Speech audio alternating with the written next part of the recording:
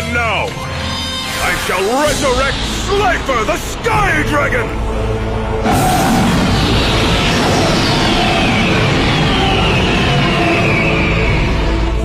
Oh man, he just brought back an Egyptian god! Slifer's attack points are determined by the number of cards in my hand. And since I'm holding 4, he now has 4,000 points! Hey guys, here's Slifer Maniac. Guys, finally it's time. I'm gonna drop my character deck profile of Espa Roba in the Battle City arc. Now, Espa Roba, what can I say to Espa Roba? The character, obviously, as I told you before in the character of the week, has presumably the skill and ability of premonition and foreseeing the future allegiantly, because that's what he tells his dual opponents, but that in reality is a fraud. He is a fraud pretending to have this ability and confusing his opponents duel wise and with it, and by the means of having his brothers sitting on the top of buildings and giving him instructions which cards his opponents especially have in his hand or their hands, and which strategies and tactics they might put into play. Now, Espa Roba, as I already said, was one of the Battle City combatants, but he was not that awful of a dual monsters player. He just cheated. If he didn't cheat, as he then with the process of the duel against Joey Wheeler stopped cheating, he showed himself, his opponents, and all the audience that were witnessing the battle against Joey Wheeler, that he wasn't that bad of a duelist. So yeah, we're going to fully analyze his abilities and strategies, tactics, and also, of course, which are the specific containments in his deck, monsters, spells, and trap cards. Well, now, what can I say about this deck profile? Let's tap just direct into it. Like I said, Espa Roba wasn't that bad of a duelist. He had one significant monster, which was none other than the very one on the playmat on the right, namely Jinzo. And his main strategy was more or less made solely around this Jinzo, and the key strategy and core onto his deck was the aim to bring this card out of the field, and of course then to block all the opponent's trap cards, as it is their special ability from Jinzo. Jinzo, of course, a dark monster with 6 stars, 2,400 attack and 1,500 defense, a machine type monster, which with this very, you might say, cunning, even a little bit diabolical artwork from the original Kazuki Takahashi artwork, which was in the anniversary packs contained. I love it. Yeah, and of course, the rest of his monster cards as well as his spell cards were more or less gathered and put into play and based on around this Jinzo. Of course, he had a couple of other cards as well to stall until he gets Jinzo, or maybe to have a plan B in his beforehand, or in his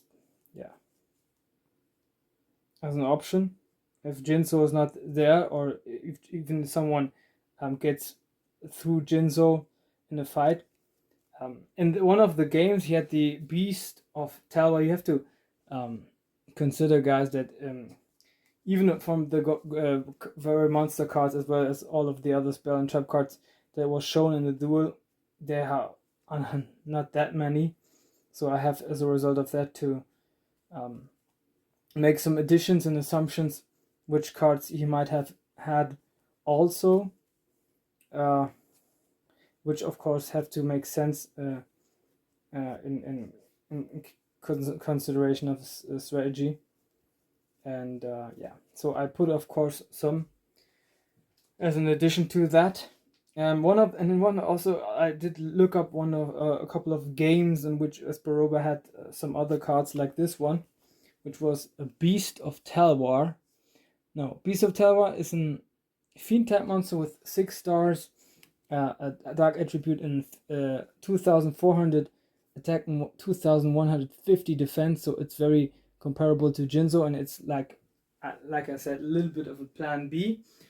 Yeah, to have, of course, another possibility to engage it into battle until Jinzo arrives, or maybe to just make it up to Jinzo if he already left the field. Then we have the Serpent Night Dragon, which he won. We see just a glimpse of the presuming duel, which he fought against none other than Rex Raptor. And he won this card then from Rex Raptor. Serpent Night Dragon has 7 stars as a dark attribute and is a dragon type monster with 2350 attack and 2400 defense. Espa Roba is very much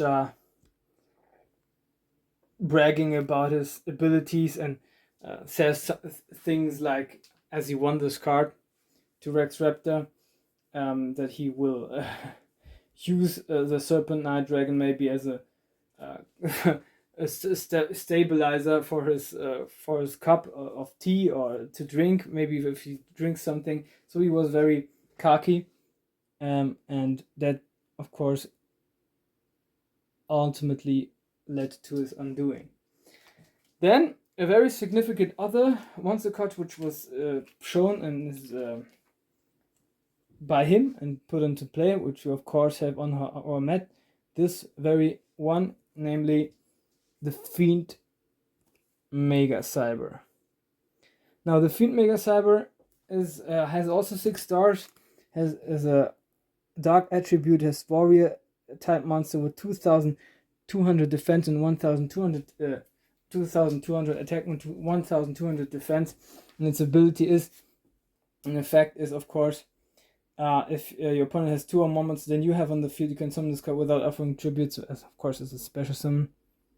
And I put it there, and it is a 2-off because it's a very handy effect if you maybe are brought onto the defense and in the back on the wall, you might say so, and sitting ducks. Then you can put this onto play and then maybe break even the opponent's board, or partially at least.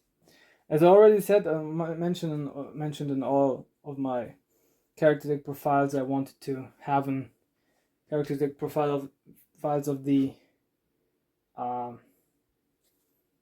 characters of Battle City, which are at least playable at the Go format. So not just bring all their cards about, but also make it make a little bit of sense as well. So of course, the next card that we had in there was the Reflect Bounder, which is very famous as a 3-off, as it has 4 stars. One of my favorite monsters back in the day. 4 stars, light type, but also in machine. Light attribute machine type monster, 1700 attack, 1000 defense. And of course, if it is attacked or if it's engaged in a battle, then you can give your opponent damage equal to the attack stats from the monster that is currently dealing with and battling with, and then it's destroyed anyway. So even if you fight it with the Kuribo, which just has 300 attack points, it is destroyed after damage calculation. So you have to keep that in mind. That is also a weakness. It's might be a strong point if you, for example, attack an opponent's monster with higher attack stats, then you can reflect the attack stats onto as an effect damage onto the life points of your opponent, but also reflect bounty is destroyed after that. But even if it's attacked from a monster with lower attack stats, it's also destroyed after damage calculation. Anyway, then we have next, as a three of as well, and here the Cyber Rider, which of you guys, I don't know, but for sure did see my last opening, might have, you saw my last opening, then know that I as a matter of fact, draw these from the Trials of the Kingdom. Another one I did draw also from another Speed Duel Trials of the Kingdom pack, so they're all of that. Coming from that pack, or from these packs, of course, 4-star Cyber Raider and Dark Attribute, also machine type, with 1400 attack and 1000 defense, and it has also possesses an effect and ability. Target, if this card is summoned, activate one of these effects. Target one equipped card on the field, destroy that target. Or second, target one equipped card on the field, equip that target to this card. So it's also a good absorbing effect on the one hand and good destruction effect on the other, which might come very practical indeed. So there we go. These were all the monsters which he had in the, or played out in the anime, had on his deck and or in one of the games. Then I made some new additions which I thought would make all the sense in the world. For drawing power, I put in there the Cyber Jaw. Of course, if it is destroyed, first of all, it's of Dark Attribute, 3 stars, and Rock type monster with 900 attack and 900 defense. Of course, its flip effect is if it's flipped face up, either by your opponent attacking it or you're flipping it face up yourself. It's a board breaker. Of course, all the monsters on the field are being destroyed, and both you and your opponent can draw 5 cards. So it's a good, very proper drawing effect as well. At the same time, board breaker.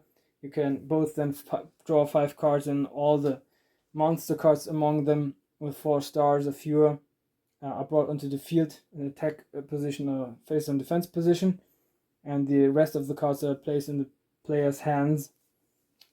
So I love this card a lot. It's a good trump card in a new case, and there we go. And the Cyber Jar, of course, helps you out in a lot of ways. Maybe if you in order to bring yourself back into play, or maybe to draw, on the other hand, the cards you want to draw. Then further on, which I thought make all the sense make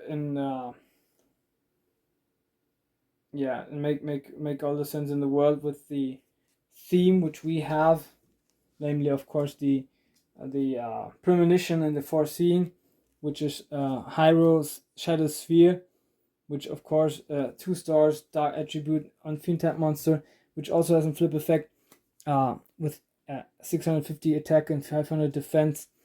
And if it's flipped face up either way, or by attack or your opponent, or you flip it face up yourself, then of course your opponent has to draw 3 cards and show it to you. And then all the spell cards among it are brought currently to your opponent's graveyard. So you can see which cards, 3 cards your opponent has next. And also, of course, the good destruction effect that your opponent has to put all the spell cards which she draws onto the graveyard. Then I put in there also, as an addition, Big Eye, 4 stars, Dark Attribute, Fiend type monster as well, 1200 attack and 1000 defense. You can, if it's also flip effect, if it flipped face up, then you can look up your 5 cards from your deck and then place them in a random order, back onto the top of the deck. So you also can manipulate your own strategy and in which row you get your cards, and make it sense to put it good into play. Then of course I made another adoption. He would have Jinzo number 7 as well, 2 stars, a dark attribute, machine type of course, with 500 attack and 400 defense, but it also has the ability to attack your opponent's life points directly. So I have some, I think, boost spell cards in there, so it will make all the sense in the world if you boost it then with the equipped spell cards which are in here in this deck that I have. And then you can, if you can attack once or twice, you make, of course, a little bit damage as well to your opponent's life points. Then I put a card in there which I thought would make also a good, would be a good effect as a complement to the Jinzo trap block and negating effect, namely Spell Counselor, which of course is the other way around. I thought it might be appropriate if he had also this spell blocking and negate effect. So this makes his deck far more stronger. Of course, Spellcaster is a wind type monster with 5 stars and machine wind attribute 5 stars. Machine type monster with 1,800 attack, 1,600 defense. Now you can of course make some criticize me for putting this one in this deck because its attack stats are too low for its 1 tribute, but of course with this very convenient effect, you can of course then maybe make a combination out of Jinzo and the Spell Counselor as well, and then that way you will block your enemy or your opponent's players spell and trap cards, which is a very, very powerful effect combination if it comes to it, of course. Then I put in there the as last but not least, you might say, the Heal Wave Generator, which of course also reminds me a little bit from the artwork on the Reflect Bounder with the mirror which it has on it. It's of course also a light attribute as well as the Reflect Bounder. 4 stars, 800 attack, 1,600 defense. So good defense stats. Not that good of an attack stats. It's machine type, of course, also, and it has the effect once per turn. You can choose one of the other face-up monsters which you control to make your life points increasing by the level of the monster per 100. So if you have, I don't know, Jinzo, then you could choose Jinzo and then make it like, I don't know, 100 per with 6, which is 600 life points, which your life points is getting increased by that very number. So this was the board from my monster cards. It was all 70 monster cards in all, if I counted right. Now we come to the spell cards. I think in a 40 cards deck, 17 or 18 monster cards could be enough if you play it in the right combination. So I thought it would make all the sense in the world. No, I also thought it would be making all the sense in the world if he had just one Jinzo, because it's like Jinzo was a very special card in his deck, and he had just one of them, I might assume, or I just assumed. Now onto his spell cards. He had that controlling and mind controlling Allegiant ability. So Mesmeric Control was really played out as a 2-off. I didn't put in there, and played out against the Serpent Knight Dragon of Rex Raptor. This was the only turn that we witnessed against Rex Raptor, and Hypnotic Control has the ability to, after you activate this card, your opponent cannot change the positions of any monsters on the field, except with the card effect. So also very practical. Maybe if he or she has a very low attacking monster with a low attack stats, and you're on the brink of winning this duel, then you can stop him from switching it to the defense mode, for example. Then of course a card which he didn't play out, but I thought would make all the sense in the world to have this card also in there, which is Brain Control. Very typical Yugi card, of course. And also it can change the irritating me a little bit. Change the control of a monster. You have to pay 800 life points, of course. I think in the anime you didn't have to, but also in the TCG you have to pay 800 life points and take control of one of the face-up monsters on your opponent's side of the field. Then a card which he played out as a 2-off, Mind Control.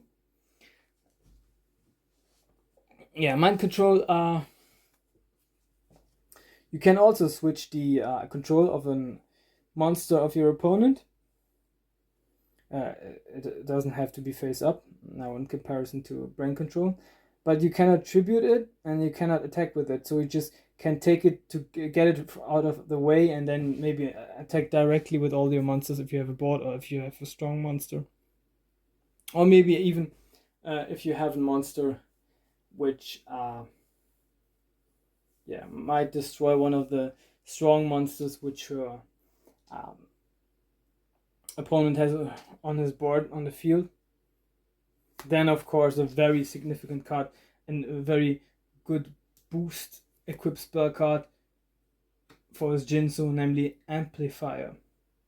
Now Amplifier has the ability, you can equip it to Jinzo, and let's see. And the activation effect of this card cannot be negated. So it's very, if you have Jinzo already on the field, it cannot be blocked by any spell card or effect monster as well. And the effect of the equipped monster are switched to just applying for the trap cards of your opponent.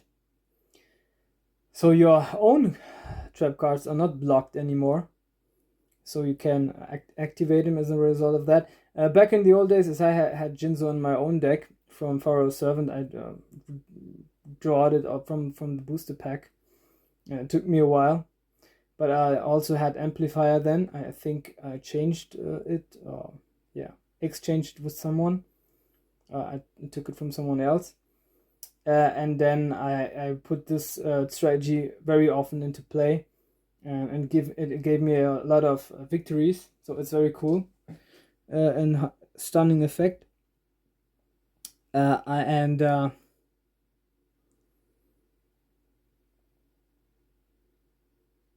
course, also it's not also just blocking trap cards, but also destroying them, I think.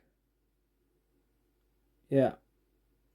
For example, if you have if your opponent has a continuous trap card, then he or she cannot activate the effects anymore, and that they're not only being blocked, I think. Okay, so it's like that.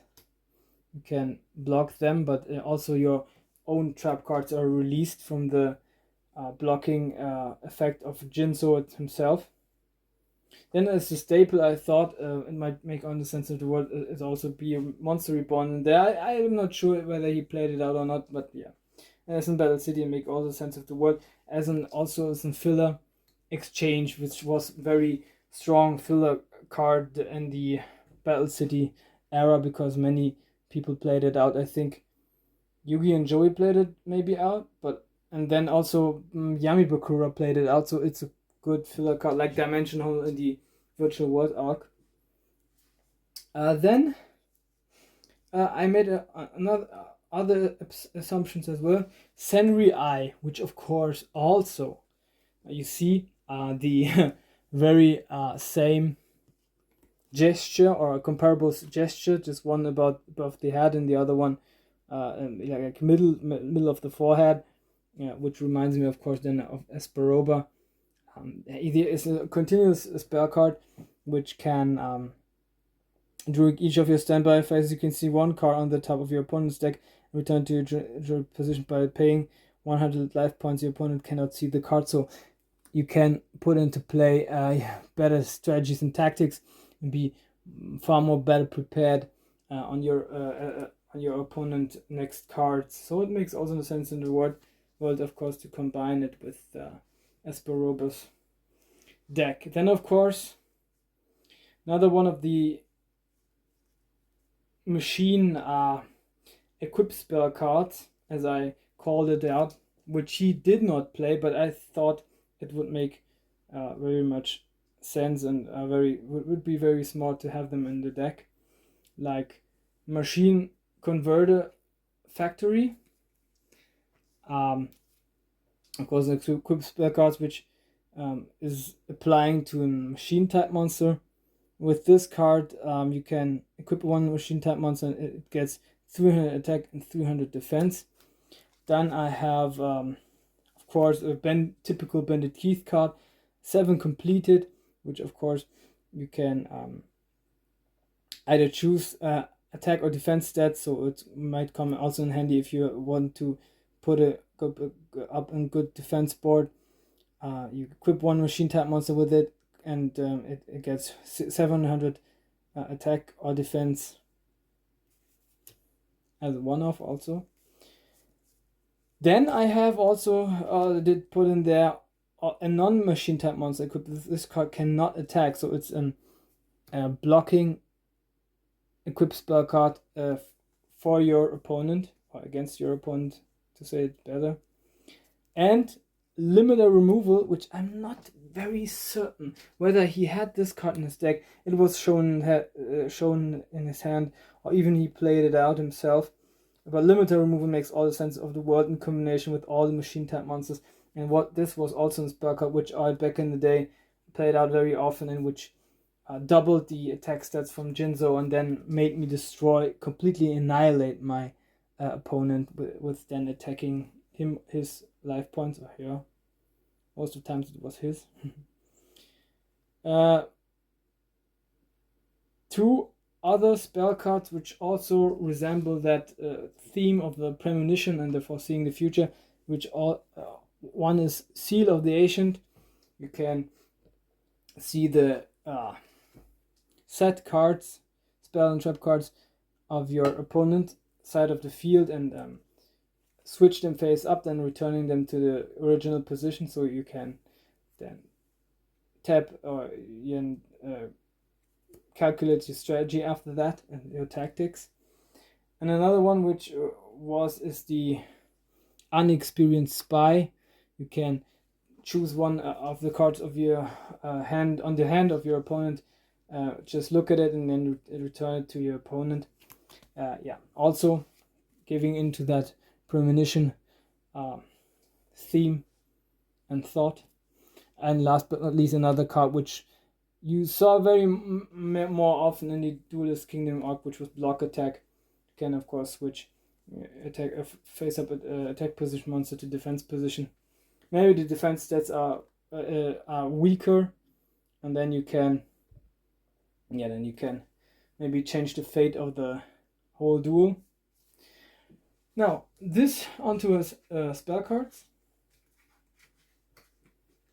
Now, next up as a lineup, of course, is trap cards.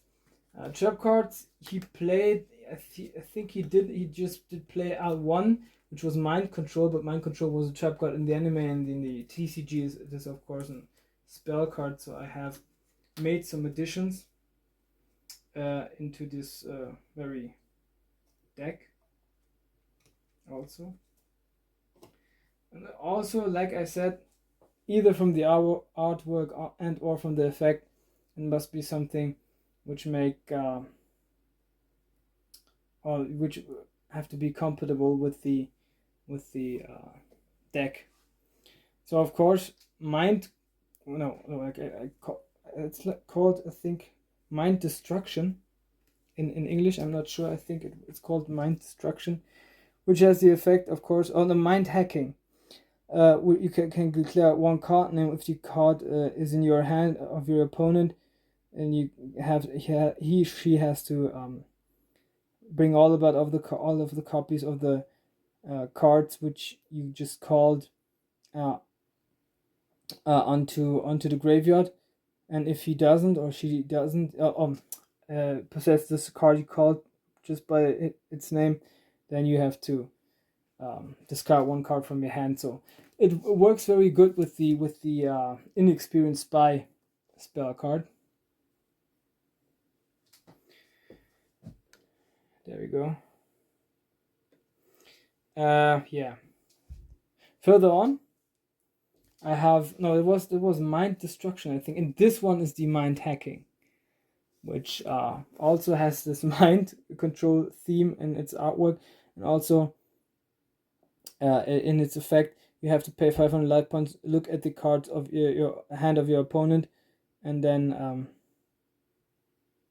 also on all the set cards on the field. So also you can combine this one with this one. If you see the cards, and then you can combine it with the mind destruction. You can call out one of them, then yeah, call it out.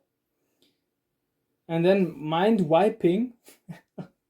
yeah, we just go on with the mind theme in here, which also looks very cunning to me and sinister, and also has the handy effect if the effect of an face-up attack position monster which your opponent controls is activated, except for during the damage step, you can block the effect, and if you do, then you can change the very monster to open face-up defense position. So of course, if you either don't have the Jinzo on the field yet, or you have Jinzo combined with Amplifier, you can also put this one into play as an maybe changing the fate possibility.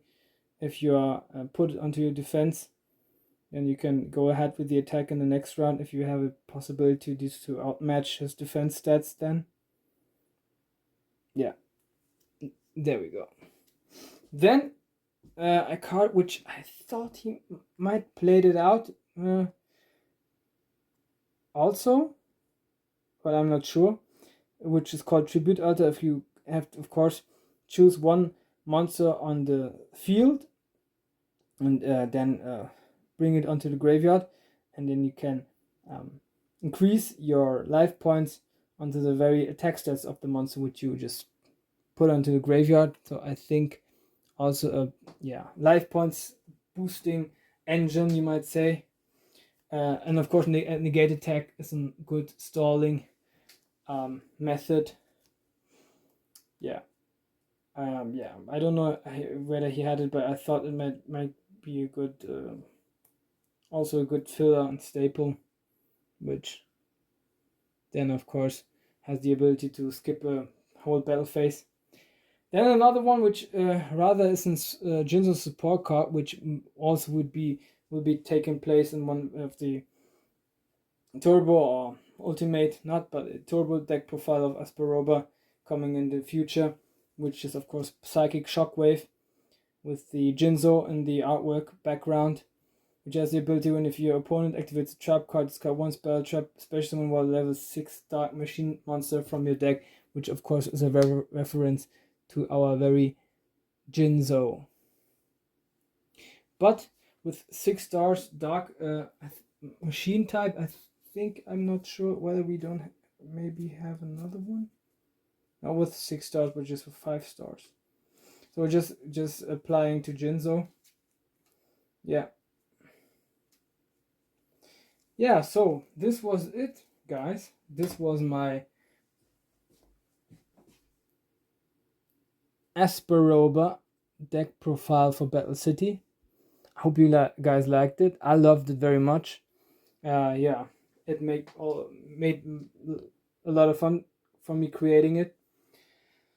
hit the like, subscribe button, and yeah, tell me if you had a specific card in mind which I made maybe as an addition to this deck, or which card you like specifically, or perhaps which card of these that I have in this put in this deck, or Espa had in the anime, means very something special to you guys, and you have some good old nostalgia uh,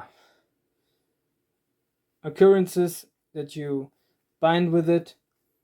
Yeah, and like I said, Jinzo I had was very much my favorite card back in the old days, and I always played it up with pride, as like I said, um, put it out from the booster and pulled it from the booster.